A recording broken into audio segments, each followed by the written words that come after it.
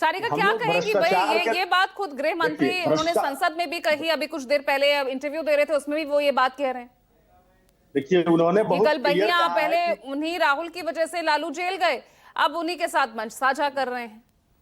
देखिए देखिए पूजा जी, रुक जाइए ना, सारिका पासवान का थोड़ा स्टैंड इसको समझ लिया जाए ना, उनकी पार्टी का क्या स्टैंड है इस मामले पर। पार्लियामेंट देखिए पूजा जी, जब कोई चीफ मिनिस्टर और मिनिस्टर अगर पुलिस कस्टडी में रहते हो और उन्हें अगर तुरंत रिजाइन देना पड़े, कहा जाए रिजाइन देने के लिए, और उसका आधार जो है नैतिकता बताया जाए, तो मुझे लगता है कि ये नैतिकता कम और एक कॉन्स्पिरेसी ज्यादा मुझे ये लगती है। क्योंकि देखिए अभी 11 सालों के सरकार में भारतीय जनता पार्टी, पहले तो ये बताएं कि कितने भारतीय जनता पार्टी के ऐसे लोग हैं जिनपे की केस हुआ, मुकदमे दर्ज हुए।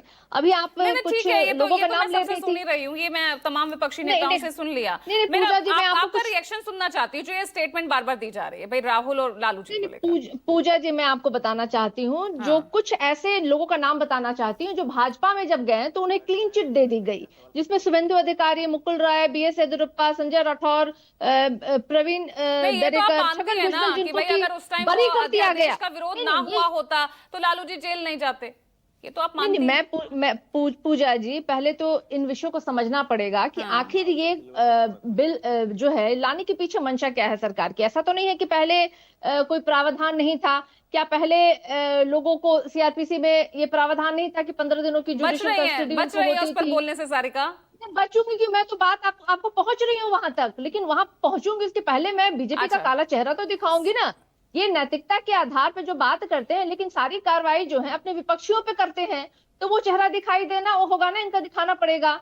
ये 11 साल के डेटा को आप निकाल लीजिए, और जितने विपक्ष में जब जो लोग थे उन पे भ्रष्टाचार के आरोप लगे, और जब वो भाजपा में शामिल हुए तो उन्हें क्लीन चिट दे दी गई। देखिए ये कुछ जो है ना, ये गुजराती समूह के कुछ लोग हैं जो ये सिर्फ अपने विपक्षियों के लिए नहीं ये कानून लेके आना चाह रहे हैं, ये एक्चुअली अपने दल के ही लोगों के लिए कानून ये लाना चाह रहे हैं। क्योंकि ये जान रहे हैं, अभी जो खलबली अंदर खाने मची हुई है, ये जान रहे हैं कि कभी भी इनकी बैसाखी पे जो खड़ी हुई इनकी सरकार है, ये धाराशाही हो सकती है। लेकिन उनका तो और ये समर्थन है ना बात इस बिल को, इस बिल पर तो समर्थन है कभी नीतीश कभी कुमार नहीं का भी, होगा चंद्रबाबू पूजा जी। नायडू का भी। मैं दावे के साथ कह सकती हूँ कि ये बिल कभी भी पास नहीं हो पाएगा। ये तो सिर्फ एक प्रोपेगेंडा है जो ये दिखा रहे हैं। चुनाव से पहले बिहार में चुनाव है, उसके मद्देनजर ये पूरे बिहार वासियों को, देशवासियों को दिखाना चाहते हैं कि भाजपा कितनी साफ सुथरे चरित्र की है, जबकि उसकी चरित्र का पूरा हमारे पास रिपोर्ट कार्ड है, जिसमें सारे भ्रष्टाचारियों का समूह जो है, जो भारतीय जनता पार्टी में आज गलबलियां कर रहे हैं, जो कल तक जिनके लिए कहते थे चक्किंग, पीसिंग एंड पीसिंग, आज उनके साथ गले में गले मिला करके कहते हैं हम और तुम रहेंगे साथ साथ, और ना जाने क्या क्या गीत और चौपाई एक दूसरे के साथ गा रहे हैं। तो देखिए भाजपा का ये चेहरा दिख रहा है। मैं फिर से आपको बताना चाहती हूँ, ये बिल जो है ना, विपक्षियों के लिए कम, अपने लोगों के लिए भाजपाई ज्यादा। क्योंकि भाजपा के अंदर कई ऐसे लोग हैं जिनको पता है कि ये बिल अगर नहीं लाएंगे तो इनका जो ये गठबंधन है ना, अपने ही अंदर जो लोगों का मंत्री और विधायक है ना, वो कभी भी इनका दामन छोड़ के जा लेंगे। क्योंकि अभी ये इशारा महेश दास की पार्टी पर तो नहीं है। छोटा सा रिएक्शन महेश दास पे। धनंजय जी आपके पास आ रही हूँ। महेश दास जल्दी से 10 सेकंड में। हमारे नेता ने 2005 में जब इलेक्शन कैंपेन कर रहे थे, उसी समय उन्होंने कमिटमेंट किया था कि कोई भी अगर इस टाइप के लोग चुन के भी आ जाते हैं तो हम उसको मंत्रिमंडल में जगह नहीं देंगे। हमारे नेता तो इसके सीधे मुख्यमंत्री बना देंगे, सही रहे।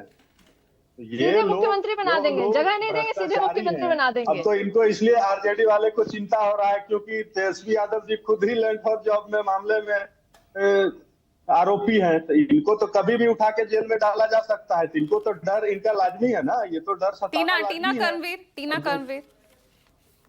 जी, मैं तो अभी ये सोच रही थी कि अगर भारतीय जनता पार्टी जब संविधान बन रहा था तब ये संविधान बनाते हुए अगर ये शामिल होते तो ये क्या बनाते? ये तो अंधेर नगरी चौपट राजा ऐसा एक राज्य बनाते जिसमें जिस राज्य के अंदर जो राजा जो जिसको चेहरा पसंद नहीं आया उसको उठाओ जेल में डालो, धनंजय गिरी का चेहरा पसंद नहीं आया जेल में डालो। ये ऐसे निर्णय लेते, इसी तरीके से देश चलाते। भाई आप अपने सहयोगियों को संभाल के रखिए, क्योंकि अमित शाह तो दावा कर चुके हैं पास होकर रहेगा ये बिल। जी, मुझे तो ये लग रहा है कि अमित शाह जी आप एक बार कहिए कि पीएम केयर फंड्स की हम जांच कराएंगे, प्रधानमंत्री सबसे पहले जेल में होंगे। मैं तो साफ तौर पर कहना चाहती हूँ, प्रधानमंत्री जेल में होंगे अगर पीएम बिना के फ्रेंड विपक्ष के सामने आ समर्थन में जाएगा। कैसे पास होगा? वोट चोरी जिस धनंजय तरीके से गिरी, इनकी रुक पकड़ी जाइए, गई है रुक इसी जाइए। तरीके से ये पकड़ा जाएगा। ठीक है, धनंजय गिरी। पूजा जी, मुझे तो समझ में नहीं आता है कि आप मतलब कैसे लोगों को बैठा लेते हैं और क्या जवाब सुन लीजिए इनके। अंधेर नगरी, अरे अंधेर अंधेर चौपट तो आपके युवराज हैं। 90 चुनाव हार के चौपटानंद बने हुए हैं। आप लोग तो फर्जी डिग्री लेकर बैठते हैं ना। आप लोग तो फर्जी डिग्री लेकर बैठते हैं। आप 40 आप हम लोगों के पास ओरिजिनल डिग्री है। चलिए, सरकार बहुत स्पष्ट है इस संविधान संशोधन बिल को लेकर जेपीसी में भेज दिया गया है। अब क्या विपक्ष का रुख रहता है वो देखना होगा, क्योंकि अखिलेश यादव और ममता बनर्जी ने तो साफ कर दिया है कि वो जेपीसी में शामिल नहीं होने वाले। उधर गृह मंत्री ये कह चुके हैं ये कानून बनकर रहेगा।